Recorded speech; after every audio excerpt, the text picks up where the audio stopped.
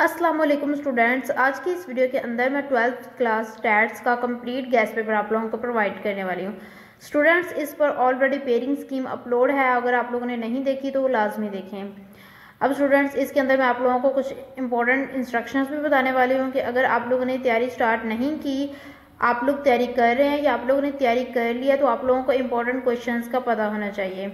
अब वो स्टूडेंट्स जिन्होंने तैयारी करनी है लेकिन वो पास होने के लिए तैयारी करना चाहते हैं, उनके लिए नंबर्स कुछ मैटर नहीं करते, लेकिन उनको जस्ट पास होना है।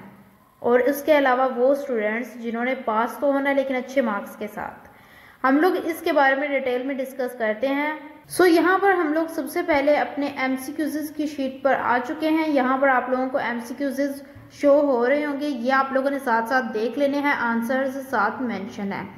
अब मैं आप लोगों को एक बात बता देती हूँ कि अगर आप तैयारी करना चाहते हैं पास होने के लिए, तो आप लोग तैयारी करें ऐसे कि आप अच्छे मार्क्स भी साथ गेन करें।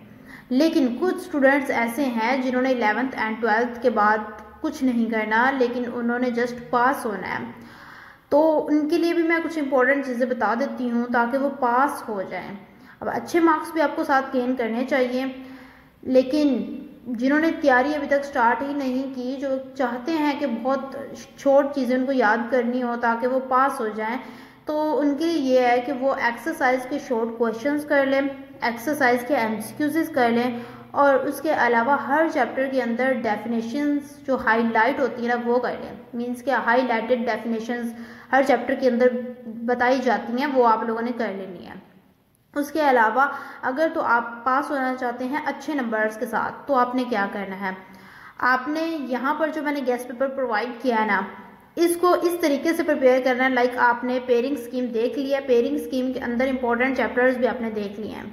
वहाँ पर आप लोगों ने अपनी मर्जी के मुताबिक जितने आप लोगों ने मार्क्स गेन करने हैं उतने आप लोगों ने चैप्टर्स वहाँ पर सिलेक्ट कर लिए हैं, क्योंकि वहाँ पर डिटेल में बताया गया है कि कितने चैप्टर्स करने से आप लोग जो है कितने % मार्क्स ले सकते हैं और किन चैप्टर से क्वेश्चन आ रहे हैं, कौन से चैप्टर्स इंपॉर्टेंट हैं।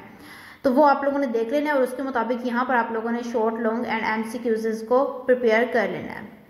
उसके अलावा अगर आप एक्स्ट्रा ऑर्डिनरी स्टूडेंट है भाई, तो आपने सारी ही प्रिपरेशन करनी है, और सारी प्रिपरेशन आपने इस तरीके से करनी है ताकि आपकी मिक्सिंग ना हो, ये ना आप पिछला भूल जाए अगला करने के चक्कर में। तो उतनी ही प्रिपरेशन करें जितनी अच्छे तरीके से कर लें, और कोशिश करें कि ज़्यादा से ज़्यादा प्रिपेयर करें।